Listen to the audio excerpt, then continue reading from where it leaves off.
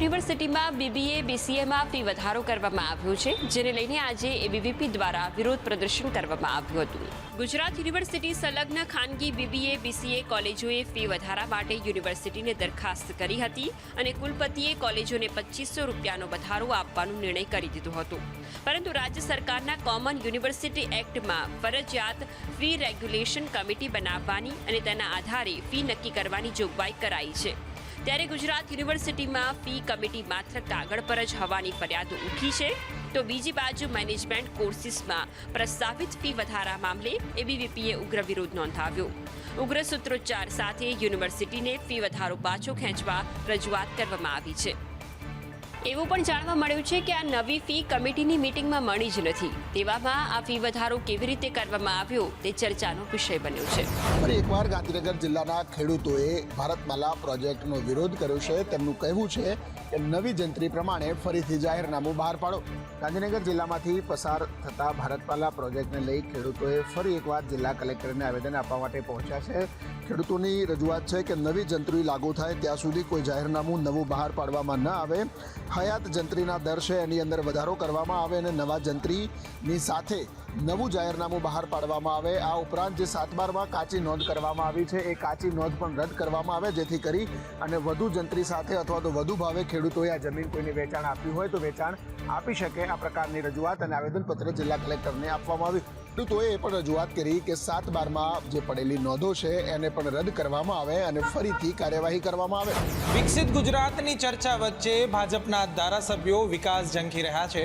સાવલીના ધારાસભ્ય કેતન ઇનામદાર કહી રહ્યા છે કે હજુ તો વિકાસમાં જ મને ઘણો અસંતોષ થઈ રહ્યો છે. સાવલી દેસર સાવલી નગરનું નામ છે ગુજરાતની અંદર, એ પ્રમાણે મારા નગરના વિકાસમાં મને સંતોષ નથી. મહત્વનું છે કે ભાજપના ધારાસભ્ય કેતન ઇનામદારે એવું પણ કહ્યું કે પ્રજાના પ્રશ્નોનું નિરાકરણ લાવવું એ આપણી જવાબદારી બનતી જાય છે.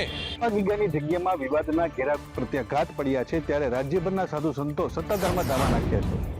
ગુજરાતભરના સાધુ સંતો સત્તાધારમાં ઉમટી રહ્યા છે. વિજય બાપુ પર આક્ષેપ લઈને સાધુ સંતો સત્તાધાર આવી રહ્યા છે.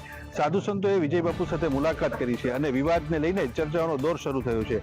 અખિલ ભારતીય સંત સમિતિના ઉપાધ્યક્ષ પણ બેઠકમાં હાજર રહ્યા હતા. ગિરનાર છાયા મંડળના સાધુ સંતો પણ ઉપસ્થિત રહ્યા હતા. બીજી બાજુ વિજય બાપુના સમર્થનમાં સમર્થકોએ કલેક્ટરને આવેદનપત્ર પણ આપવામાં આવ્યું છે. વિજય બાપુ સામે મોટા પાયે ષડયંત્રનો આક્ષેપ કરાયો છે. સમર્થકોનું કહેવું છે કે પૈસા પડાવવા માટેનું આ ષડયંત્ર છે અને તેમાં મોટા માથાઓનો પણ હાથ છે. નાનપણની વાત અમારે ત્રણે 2 મારથી મોટા, 3 મારથી નાના, 2 નો. પછી આ ભણાવ્યા અને મજૂરી કરી છે. 2 નું દીકરી બધાય જે જેના લલાટમાં હોય ને એ નો કહેવાય. બાપુ આવ્યા અમને ગર્વો છે, પણ 1-2 આવા નીકળે તો એની વાત આપણે થોડું પડે બધાને. સાધુ સંતોના સહયોગથી અમે બધા થોડા સમય અમારા વડીલ સંતોને મીટિંગ કરી, મંત્રણાઓ કરી અને સત્યને બહાર લાવી અને મીડિયા અને લોકો સમક્ષ મૂકવાનું નક્કી થયું છે. સત્તાધાર ધામ આપા ગીગાની જગ્યાએ લાખો કરોડો લોકોની આસ્થા અને શ્રદ્ધાનું કેન્દ્ર બિંદુ છે. એવામાં હાલની સ્થિતિમાં સમર્થકોની આસ્થાને આઘાત લાગ્યો છે.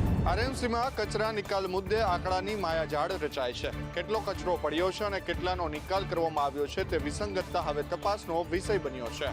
રાજકોટમાંથી રોજ એકઠો થતો 700 ટન કચરો સોખડા અને નાકરવાડી પાસે નાખવામાં આવે છે. કચરા મુદ્દા અત્યાર સુધીમાં મહાપાલિકાના અધિકારીઓ અને એનજીટી તેમજ એનજીઓ સમક્ષ અનેક વખત નીચાજોણું થયું છે. આમ છતાં કૌભાંડો કરવાનું ચાલુ જ રાખ્યાની હકીકત બહાર આવી છે. 3 ફેબ્રુઆરી 2024ના રોજ મનપાના ડેપ્યુટી એક્ઝિક્યુટિવ એન્જિનિયરે એનજીટી સમક્ષ સોગંદનામું કર્યું હતું કે અમે 10 લાખ મેટ્રિક ટન જૂનો કચરો સપ્ટેમ્બર 2000 સુધીમાં જે સ્થળે પડ્યો છે ત્યાંથી તેનો નિકાલ કરી નાખશું. પરંતુ મહાપાલિકાએ છેલ્લા 3 વર્ક ઓર્ડર આપ્યા છે તે મુજબ ગણતરી કરીએ તો 16.50 લાખ ટન કચરાનો નિકાલ કરવાનું સ્પષ્ટ થાય છે. બીજી બાજુ જ્યાં કચરો ડમ્પ કરવામાં આવે છે તે સ્થળ પર આજની તારીખે પણ હજુ 8 લાખ ટન જેટલો કચરો પડ્યો હોવાનું અનુમાન લગાવવામાં આવી રહ્યું છે.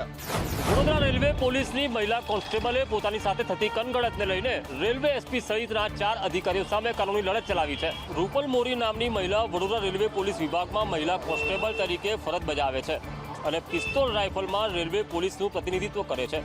રૂપલ મોરી ગુજરાત લેવલે પિસ્તોલ રાઇફલમાં ભાગ લઈ ચૂકી છે અને મેડલ મેળવી ચૂકી છે, જેને ધ્યાનમાં લઈ રૂપલ મોરીને પ્રી નેશનલ સ્પર્ધા માટે ક્વોલિફાય કરવામાં આવી હતી. જે માટે વધુ ટ્રેનિંગ અને સ્પર્ધામાં ભાગ લેવા માટે રજાની જરૂર હતી. પરંતુ રેલવે એસપી સહિત અન્ય અધિકારીઓએ તેને રજા ન આપતા તે સ્પર્ધા ચૂકી ગઈ હતી અને ફક્ત રજાઓ નહીં, અન્ય વિવિધ કારણોસર અધિકારીઓ તેને કનગડત કરતા હોવાના અને ઇન્કવાયરી બેસાડી દાહોદ બદલી કરાવી દેવાના આરોપ સાથે રૂપલ મોરીએ પોતાના વકીલ મારફતે હાઈકોર્ટમાં અરજી કરી છે. કોન્સ્ટેબલના વકીલે હાઈકોર્ટમાં ધારદાર દલીલો કરતા આખરે કોર્ટે રેલવે એસપી સરોજ કુમારી સહિત 4 અધિકારીઓ સામે નોટિસ પાઠવી હોવાનું પણ જાણવા મળ્યું છે.